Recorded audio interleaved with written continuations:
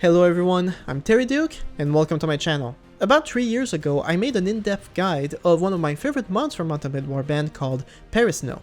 Perisno is a low fantasy, total conversion mod taking us to a whole new world with new factions and species. It's also a pretty hardcore mod as many units and parties are just ridiculously overpowered. But since making this guide, two things happened. For one, I actually played the mod in its entirety over my weekly live streams, and I got to test my own guide and learn new tips. And for two, the mod received an update along with a whole bunch of new features to try out. So if you're completely new to Perisno, I'm going to show you which path I think is the safest to take, from which race is the best pick, to going over the mod settings, and then the campaign itself. Although I will do my best to be brief, know that all of the information I provide and much more can always be found on the official Perisno wiki, for which I left a link in the description. The wiki will give you all the details on everything, and I'll be quoting it several times. Before we start though, I should point out that a lot of people have complained about this mod being buggy and prone to crashes. To have a better experience, I strongly recommend you play Warband with the script enhancer, and I'll leave a video in the description below for how to install it. This will make it possible to play Perisno at higher quality and with much more stability. But okay, here we go. This is the new, complete guide to playing Perisno without cheats. Let's go. So, starting a new game, you'll immediately be met with a few key options for the campaign, which are permanent, so it's worth taking a look. By default, the only options that are enabled are Devoted Lords, Canonical Wars, and Fog of War. Devoted Lords, as shown here, means that lords never go below 50 relations with their current monarchs, which can make it exceedingly difficult to recruit lords to your side, so I recommend disabling it. Canonical Wars means that factions will be at war as predetermined by the mod, otherwise they will all make peace and then declare war again at random. You can go either way with this one, but I prefer to keep it enabled. As for Fog of War, this means you will only reveal locations on the world map by going near them. I recommend making it easier for yourself and to disable this feature. All other features already disabled are there to make the game considerably harder. Mayhem mode, for example, makes it so that lords' armies are tripled in size and mostly feature elite troops. Hard mode, among many things, will guarantee that you lose your entire inventory every time you're captured, while being wounded may cause permanent skill level loss. Again, if you found Perisno hard before, don't bother with any of this. Basically, I only have Canonical Wars enabled, everything else is disabled while true proficiency is kept at normal. Perisno lets you choose between 4 races, which is the human, the Nephili, which is basically an elf, the dwarf, and the giant. So what can you expect from each? Well, starting with the new update, each race, whether man or woman, have a race ability which you can see by selecting the race. Personally, I think there's a lot more to picking a race and gender, so the race ability has very little impact on my own choice. So what else is there? Well, when it comes to the humans, male or female, it's basically just a standard game start, it's the safe choice, so nothing going on there. The main difference for the Nephili is that they seem to be slightly more well-rounded with party skills, while the human starts with more personal skills to be an effective warrior. However, while humans and Nephili, both male and female, are effectively the same, even with the latest update, the female dwarves and giants are not really dwarves or giants, but just a short and tall woman respectively. So if you play as a male giant, it's mainly to have fun being a tank. Because you're strong, you'll comfortably steamroll over any enemies as the game progresses, but you'll also be limited in your items to male giant weapons and armors. Same for the male dwarf, you'll be pretty strong in melee, but it's also more challenging as you're just shorter. So the reason I picked the female giant is because while she is a giant, in practice, she's just a tall woman, meaning that she will have the starting skill levels of the giants, she'll have the height and the reach of a giant, but still be compatible with nearly every item in the game, which includes lots of unique swords and armors that the male dwarf and giant could not equip. And with 25 strength in a default start, you may never need to level strength at all, as she has already enough to wear every armor in the mod, and she can even comfortably level the power draw skill up to level 8, which means the most powerful bows are accessible to the female giant before the Nephili can get them. So as a female giant, I can basically focus on leveling up anything else, such as intelligence and my own party skills, and never have to worry about being a strong warrior, while also being compatible with almost every item in the mod. So by that logic, you could pick the female dwarf as well, but only to make it purposefully more challenging as she lacks the strength and reach. So yeah, female giant for me, and that's what I recommend for the best start possible. But whichever race you choose, you will now start the game, and before we get into the campaign, we still have to talk about the mod settings. Perisno makes a lot of changes to the core gameplay, but these changes can be disabled or tweaked via the mod settings menu. To access it, just click on Camp and select Change Game Settings. Here, we have a whole bunch of options to each part of the game. Whenever you hover on one of the options, there will be a description of what the feature does, so I won't bother explaining every single one of them.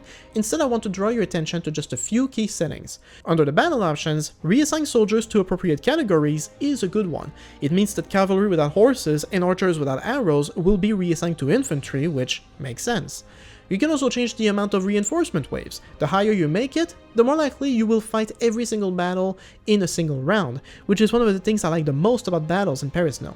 In recent versions, we can now use a bunch of special abilities in combat, such as First Aid, to quickly regain some health. This is also where race abilities come into play, but if you're not into any of that and you want to keep battles simple, you can just disable it right here. The mod also changed the old trade screen, but I never cared for it because the old trade screen from the game works perfectly fine. So you have the option in Overworld to re-enable the old trade screen if you don't like the new one. Like I said, feel free to check each option carefully, and don't worry, anything can be changed again at any time, so don't be shy about experimenting. Also, if you go into the game options, the battle size has been increased significantly from native. If you're playing with the script enhancer, I personally kept my battle size at 500, which is over 3 times the maximal size of the base game, without any issues. If you're not using the script enhancer, I would recommend setting battle size between 250 and 300 to avoid crashes. But if it does crash, you should go back to 150. Okay, you get your character, you tweak the settings. Onto the mod. Let's start with an overview of the world. Perisno is a huge continent with several major factions and several minor ones, so knowing what to expect wherever you go is useful. So let's start up north and work our way down south, then east and west. So at the very north, we have the Valahir clan, which are like the Nords. This faction is Viking themed and its army is all heavy infantry, no cavalry. Although it seems like a small faction ripe for the taking, this is actually one of the most difficult factions to attack, as the island is swarmed with massive warbands called the People of Valahir, and these groups range from a few hundred to nearly 2,000 in size, making the Valahir clan almost impossible to invade. On the other hand, this also means that it's the safest place to explore, so long as you're not at war or a criminal. Across the sea, the nearest neighbors are Macavia in blue and Reichsdrachen in orange. Macavia is a mix between Vikings and medieval knights, with a mix of strong infantry and crossbowmen. They have a bit of cavalry, but it's not their focus. Reichsdrachen, on the other hand, has very dangerous cavalry, but somewhat average infantry and archer. Both factions are surrounded, and so are almost constantly at war. Right next to the Reich, surrounded by mountains, is the Sud Giants. It's a small faction, but its town and castle are heavily guarded. The Giants' primary strength is obviously their infantry, but given the small faction and few lords, they have very minimal impact on the campaign. South of the Reich we have Drahara, and Drahara is basically the Saranid from native, with decent cavalry, but also lots of specialized infantry as well. And west of them we have the Kingdom of Tarania, which is similar to the Kingdom of Swadia in that it's the largest faction, but also the most geographically vulnerable. They have strong cavalry with knights and paladins, strong infantry, and decent archers. Just south of Torania we have Ilintor, which is the main Nephili faction. Their troops are almost all deadly accurate archers. This makes Ilintor a pretty annoying faction to find in the field, while their castles are some of the most difficult to besiege. West of Ilintor we have the Icon Empire, and the Icon Empire is Roman themed with legionnaires as their elite infantry. This faction is fairly well balanced with strong infantry that are also great skirmishers and a powerful heavy cavalry. They are fairly well balanced, much like the Kingdom of Torania. And all the way south, behind the thick forest, we have the Realm of the Falcon. The Realm is a Nephili faction that is fairly isolated, but all their troops are cavalry and among the best in Perisno. However, they are also very expensive and very hard to upgrade. West of Ilintor we have the Geldar and the Arulo. The Geldar is the last Nephili faction and is almost always at war with Ilintor. Although they lack the means to launch any major offensive against Ilintor, much like Valahir, they have strong warbands patrolling the area, making it extremely difficult for Ilintor to attack. Their troops are similar to that of Ilintor, but generally more elite. The Arulo is the most isolated faction and therefore not much of an offensive threat. Their army is predominantly infantry, but fairly tough. They also have the Leaf Bomb weapon, which is stupidly overpowered. To the southeast we have the Keikov Confederation, the only dwarf faction in Perisno. The dwarves are heavily armored, making close combat difficult, and their crossbowmen are equally dangerous to heavy units. Their cavalry is okay, but it's not the best. Ultimately, the Confederation is possibly the weakest faction in the mod, as in every campaign I've had, they always get split apart by their neighbors. And finally, further to the west we have 3 smaller factions, the Bakal Giants, the Kulan Horde, and the Kretas Monarchy. all are too small to have much of an impact on the campaign. The Bagal Giants are essentially the same as the Sud Giants, while the Kulan Horde is all cavalry of varying quality, and the Kratos Monarchy puts more emphasis on heavy infantry. And so these are all of the main factions in Perisno, so depending on your fighting style, Elintor is a great place if you're an archer, Torania, Macavia, and Akon are pretty good for heavy cavalry, and if you're a male giant, you can only get proper gear in the giant factions, same for the dwarf with the Kaikov Confederation. Just remember that no matter where you go, troops are OP in their own way. And with all of that, we can finally start playing. The first thing we need is money. The easiest way to make money quickly in early game is to fight in tournaments. With the limit for bets extended to 500, you could win over 20,000 Orups per tournament, which is more than enough to get yourself some decent equipment and troops. So at the start of the game, learn about the whereabouts of tournaments and just head there. If you're short on cash, you can win 1,000 Orums from winning in melee practice fights. Also be careful where you go for tournaments as they are themed after the faction. So tournaments in far around the Elentor capital are exclusively archer fights, which can be very dangerous. While tournaments in giant factions will feature giants and it's all melee, so maybe it's best to avoid those too. Tournaments in Torania, Macavia, and the Reich are going to be more similar to native, where you might have a better chance. When traveling the land early on though, I would suggest you avoid all bandits as much as possible, with maybe an exception for robbers, who are basically looters, if not a little better equipped. But absolutely avoid deserter groups, as in Perisno, they tend to be pretty high-end.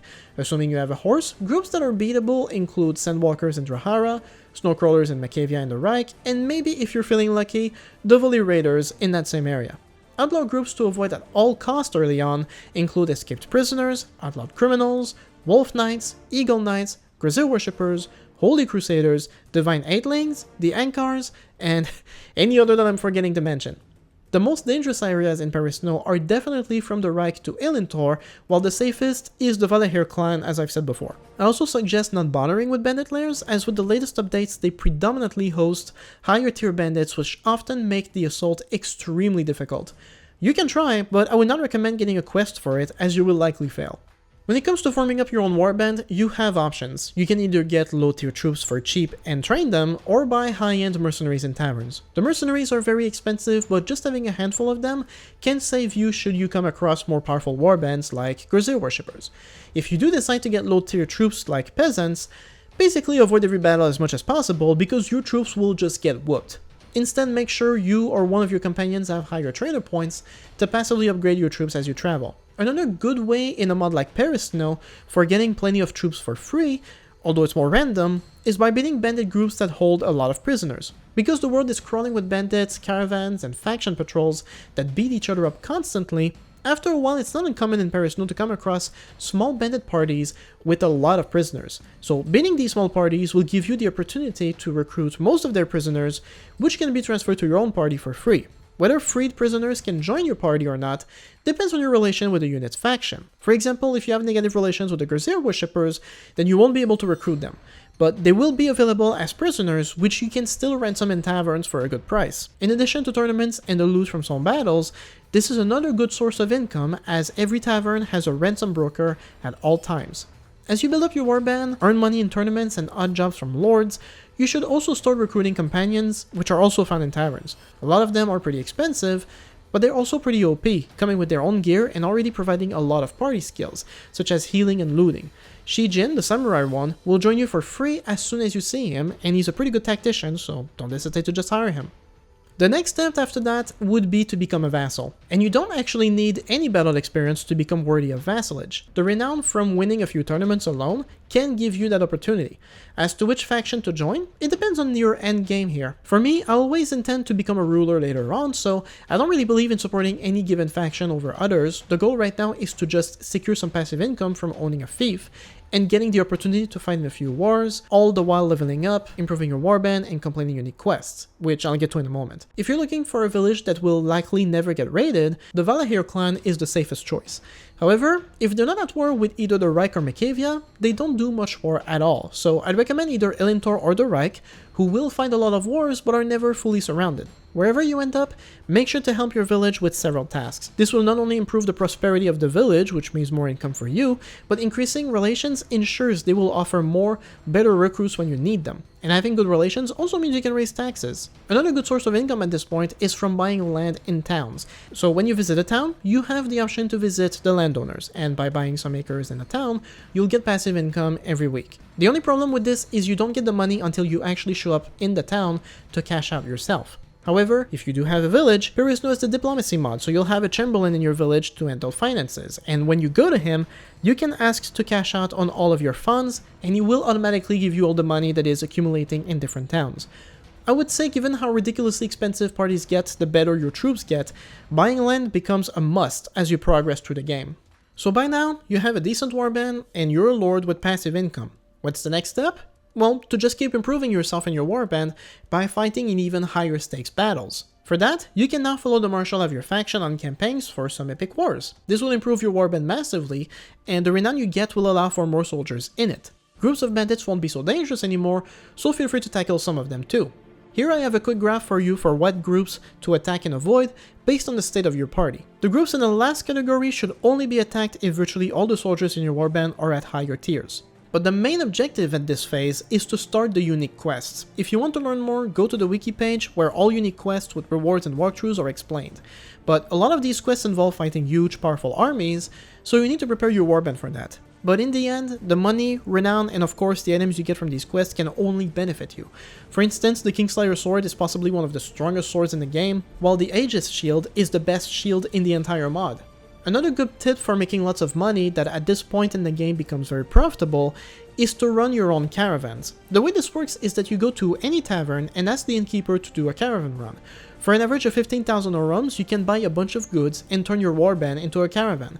From there, you can go to any other innkeeper in Perisno to sell out your goods, and the further away you travel, the more they pay. In my own campaign a few months ago, I remember paying 15,000 for a caravan in Freising, and then I traveled all the way to Armana to collect the Kingslayer sword, where I was also able to sell my goods for 35,000, effectively making a profit of 20,000 just by traveling. Since a lot of unique quests have you running to all corners of the continent, doing caravan runs simultaneously is pretty effective, with the only drawback being that a caravan travels much slower, making you more vulnerable to bandits or smaller factions. But as far as caravan runs go, the furthest distance possible in the game is from the Arulo capital all the way to the Bakal capital. It is a tough trip, but you can make a lot of money from it by doing it a few times. So fight in wars, improve your faiths, upgrade your soldiers, complete quests, do all of that until you feel ready to become a ruler of your own. During that time, you should also send your companions to spread the word about your right to rule, so that by the time you're ready to leave your faction, you have an army of elite soldiers and lots of money. One of the biggest features in Perisno is the Zann Invasion. The Zann dynasty is a Japanese, Chinese, Mongolian-inspired faction that will invade Perisno with a massive force. According to the Perisno wiki, they land with about 9,000 men. By default, they will land on day 156, but this can be changed in the mod settings. Regardless of when they land though, you will come across Imperial scouts well before that, as well as a few elite parties of samurai soldiers scouting the land and fighting bandits. They are initially neutral to the player, but if you attack them, the Zann Invasion will be hostile towards you. There is also a castle called the Zann Fort just north of Leuven. However, on day 156, they will land all over the coast from the Realm of the Falcon all the way to the Reich with several armies. Each landing force is comprised of 20 to 30 parties, each numbering in the hundreds of mainly elite troops, and they will attack any party or settlements in sight. And with the new update, a second wave will land just 2 days later, and this one can be changed in the settings to attack everywhere at random. And while scary, results can vary from one campaign to the next. I personally changed the invasion date to earlier to see what would happen, but that also meant that when they attacked, Perisno was by and large still stable and at full strength. If you leave it at the default of day 156, with castles changing hands, garrisons being worn down, and armies depleted from war, the Zann Invasion is likely going to be far more devastating. Within 1 week of my test, this is what Perisno looked like. The wiki has a name for the first week of the invasion, the Black Week, and you can see why. Elintor lost 2 of its 3 towns, same as Macavia. The Reich lost all of its coastal fiefs to the Zann, but the invasion in the Realm of the Falcon seems to have largely failed. Compare this to 3 years ago when I made the first guide, they went as far as Armana in the Akan Empire. So to recap, by day 156, you do not want to be a lord or ruler in any of those areas because it's basically suicide. Or is it? According to the wiki, it is possible, somewhat, to resist the Zann Invasion, but it's risky. The idea is that while the Zann are numerous, the invasion comes with a lot of unique scouting armies that don't actually respawn after being destroyed. And so while fighting them in the field is too dangerous, if you can fight defensively in a siege and win, you can possibly cripple the Zann's momentum in the area, especially since a lot of Zann units don't carry shields at all. But even so, I would not recommend you do that, because if you're defeated, you lose your thieves and have to rebuild your entire army from scratch anyway. And even if you win, it's just one victory that secures your holdings until another Zann army attacks. Instead, steer clear of the Zann. Within a month of the invasion, the Zann will inevitably stall, as any scouting party will instantly become a castle's garrison after it's captured, which leaves less troops available for future sieges. And so the Zann, after stalling, will start signing peace treaties. And so with all the momentum gone, the Zann will establish itself as the most powerful faction in the mod, but as long as you steer clear and create a faction further away, you'll be able to carefully, slowly build up your own faction to challenge them in time. And so for the next part, it's time for us to start our own faction amidst the chaos. In my opinion, the best factions to attack are the smaller ones that hold only 1 or 2 settlements, as they have very limited resources to fight back. So which of them is the best target? Well, the Geltar I think can be written off completely. Because they're an Aphili, most of their troops are archers, making a castle siege almost suicidal. Not to mention the castle itself, even in late game, is almost impossible to conquer because of its design. We could go for the Arulo, but their infantry is pretty tough, especially if you're already outnumbered. And even if you do capture their town, it's far away from everything. The same can be said of the Bakal Giants. They're too isolated from the rest of Perisno, which makes venturing out grindy. That leaves us with the Sut Giants, the Kretas Monarchy, and the Kulan Horde. As the Kretas only own 2 castles and no town, I would say you should go either against the Sut or Kulan to get a town. From there, it's up to you which is a better pick. On 2 occasions I went for the Sut, as they have few lords with small armies, which makes it easy to defeat them in the field before focusing on besieging Sut. But Sut itself is very well defended, and in my last campaign, it took a grueling 8 assaults in 4 hours of gameplay to conquer it. By contrast, the Kulan Horde have a pretty strong field army, but their main town, which is also their only fief, was pretty easy to conquer. Regardless of which faction you attack, your strategy should be first to attack every lord separately to hopefully capture all of them and hold them prisoner before they can team up. And with their armies in the field defeated, you'll be able to focus on laying siege without distractions. You will almost certainly be completely outnumbered though, so the best strategy is to do multiple small assaults with archers to wear out the garrison until they're weak enough for a main assault, when you'll finally conquer your first town and establish your kingdom. By following this strategy, you will not only have your own kingdom, but your victory might be a crippling blow that will guarantee the minor faction will no longer be able to resist you. Waiting for the Zann to invade before starting your own kingdom is also very practical in that if a faction is wiped out and lords lose their fiefs, they will change factions, and you having won means they might just come to you. But also, much larger kingdoms are not likely to instantly declare war on you, or may not even have the capabilities to do so if they've already been battered by the Zann. In my case, by conquering the Sut capital, I went to war with the Reich, but they had already lost half their kingdom to the Zann, and so half their lords couldn't field the proper army. So when you first get your kingdom, it's good to first focus on winning over your new villages by helping them out with quests and investing in town and village projects to improve them. You can also recruit lots of peasant troops to bolster your garrison and field army, and focus on stabilizing your income. Once you've got a kingdom going, kingdom management in Perisno is fairly easy to grasp. It takes the diplomacy sum mod and just expands on it. If you're not familiar with the sum mod, basically it lets you hire extra members to perform certain functions. The Chamberlain, for example, can keep an account with money separate from the one you carry in your party to make the payments automatically. The Constable is pretty cool in that not only can he recruit troops for you, he can also train and upgrade them passively while in garrison, so they can improve even if you don't give them battle experience, provided you have enough money to train them. The Chancellor I don't use as much, but he can change the domestic policy of your kingdom, which is something you set up when your kingdom starts, so the Chancellor can change it for you. In addition, Perisno lets you hire a priest, a spy master, and a high marshal. The priest is to choose an official religion. In my case, I went with a Perisno priest, and through him, I was able to passively recruit Perisno nuns into my garrisons, and these nuns turn into very effective cavalry. The spy master can come with a list of lords that could join you if you talk to them, which can be convenient, but he can also provoke factions into fighting each other, which is very effective, either for keeping your enemies distracted or giving you the excuse you need to go to war with them without your lords getting mad. The High Marshal can recruit high-end mercenary parties. On one occasion I hired a company of Sut Giants and had them join me in a siege, so if you lack lords to help you out, this is an option, albeit an expensive one. The Marshal can also enlist a massive army to patrol your kingdom and protect it from bandits. This army consists of over 400 men, lots of them elite. It's a one-time purchase and has no weekly payments. And so, there you have it. The best advice I can give you here is to be selective of which lords you let into your kingdom.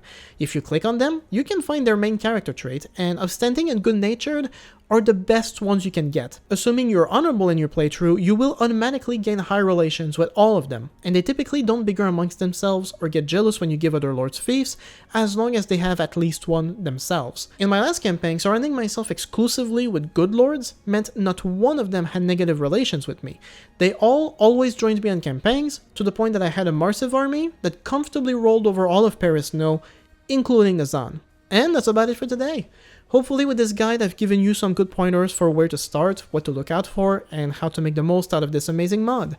As always, if you have any questions you can ask me in the comments, or you can head to the Perisno wiki in the description, or you can join their Discord server. Either way, if you've enjoyed this guide or found it useful, you can always support me with a like and subscribe, and I also won't turn down super chats if you ever feel so inclined. But thanks for watching, and I'll see you next time.